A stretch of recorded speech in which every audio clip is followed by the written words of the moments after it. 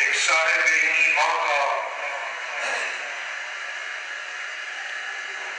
ایمانی جذبوں میں سے سب سے حسین جذبہ ہوتا ہے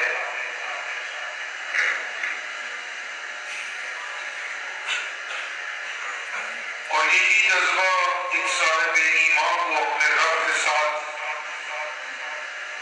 منسلک رکھنے کی کیفیت کو بحال رکھتا ہے۔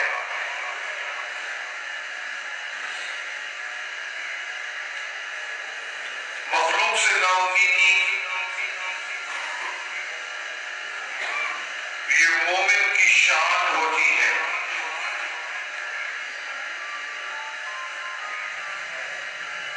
مخلوق سے امید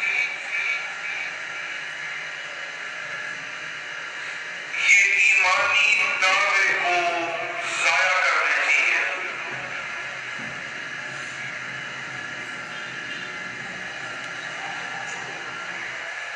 ایک صاحب ایمان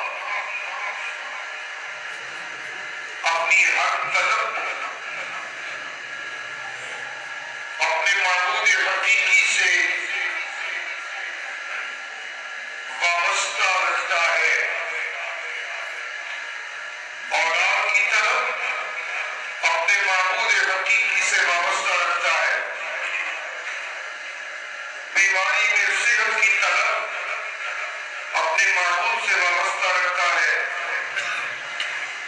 ناکامی میں کامیابی کی طلب اپنے معبود سے وابستہ رکھتا ہے۔ عسر میں یسر کی طلب اپنے معبود سے وابستہ رکھتا ہے۔ جہالت سے علم کی طلب اپنے معبود سے وابستہ رکھتا ہے۔ اندھیروں میں پھنسا ہوا روشنی کی طلب اپنے معبود سے وابستہ رکھتا ہے۔ بددیانتی کے ماحول میں پھنسا ہوا امانت کے حسین جذبوں کی طلب اپنے معبود سے رکھتا ہے۔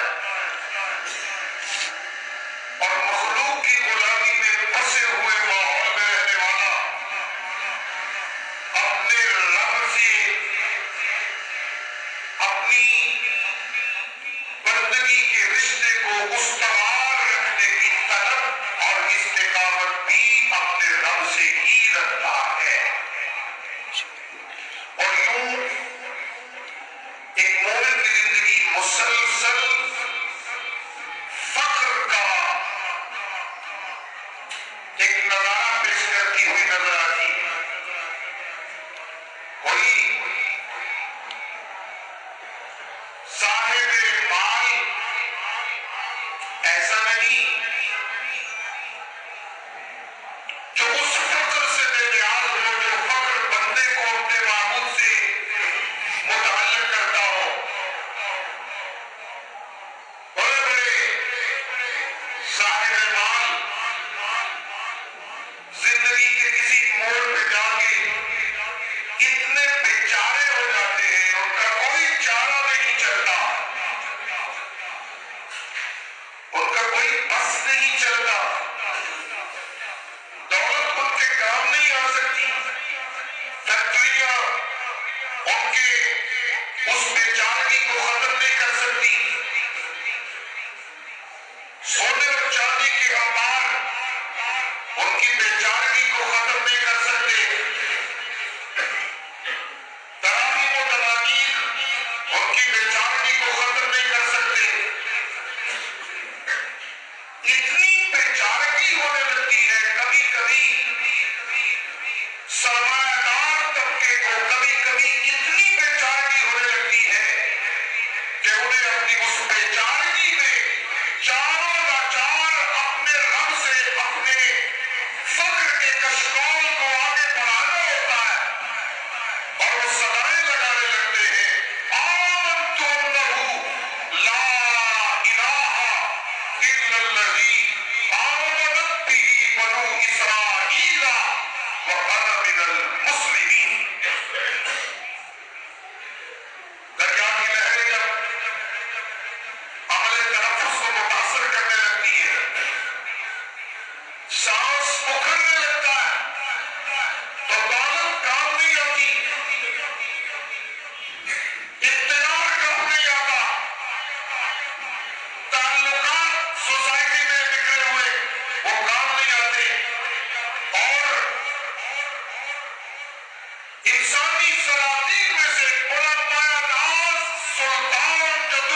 اقتدار میں ایک مایا ناز مقام رکھتا ہو، جب وہ دریا کی لہروں کی سپرد ہوتا ہے تو اس کی تمام رعونت مٹنے لگتی ہے، اور وہ بھی اپنے رب کے سامنے اپنی عاجزی اور اپنے فقر کا اظہار کرنے پہ مجبور نظر آتا ہے اور صدائیں لگانے لگتا ہے۔ میں نے آپ مان لیا انسانیت کی بے چارگیوں کو کوئی ختم نہیں کر سکتا۔ تمام انسان جب جہاں جا کے مکمل بے چارہ اور مکمل بے بس ہو جائے تو بے بسوں کی بے بسی کو اور بے چاروں کی بے چارگی کو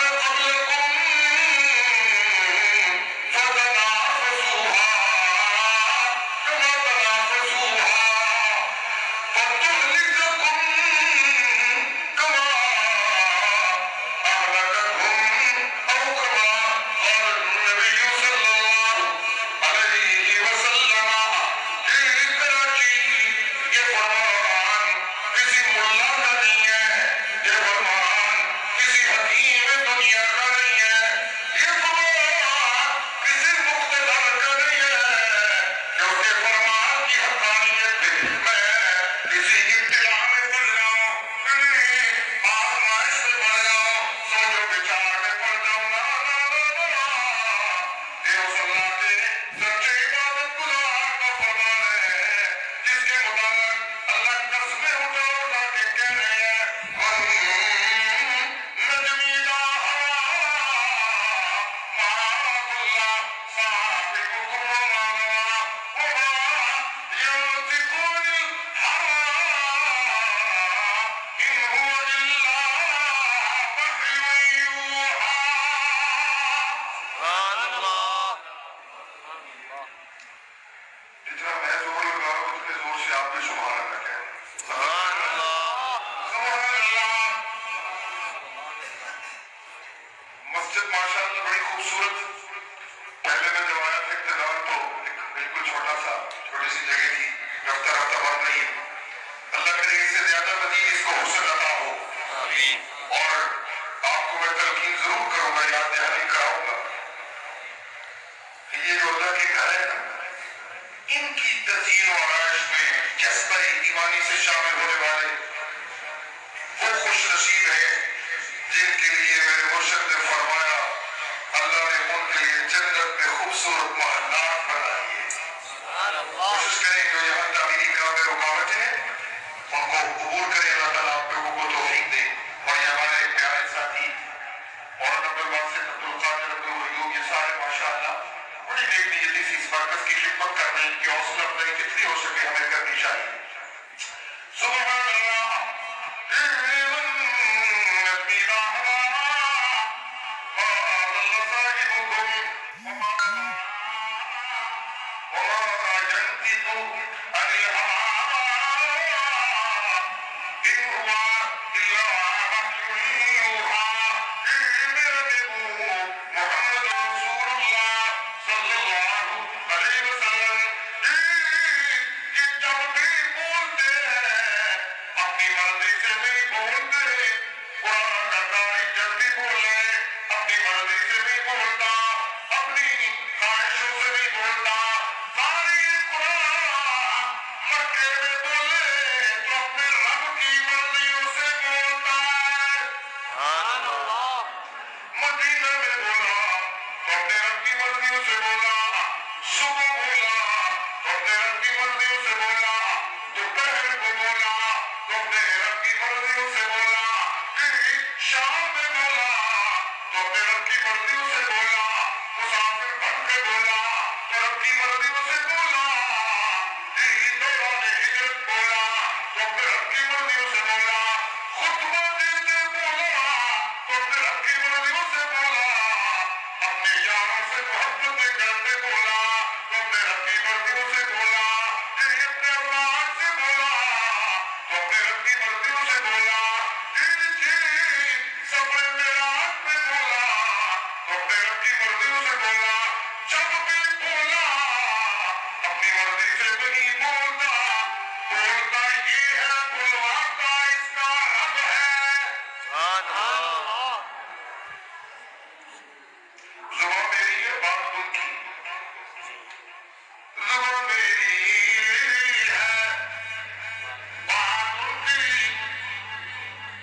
اس لیے حدیث متواتر پہ ہوتی ہے اور مرفوع جو صدق پہ اس کے تمام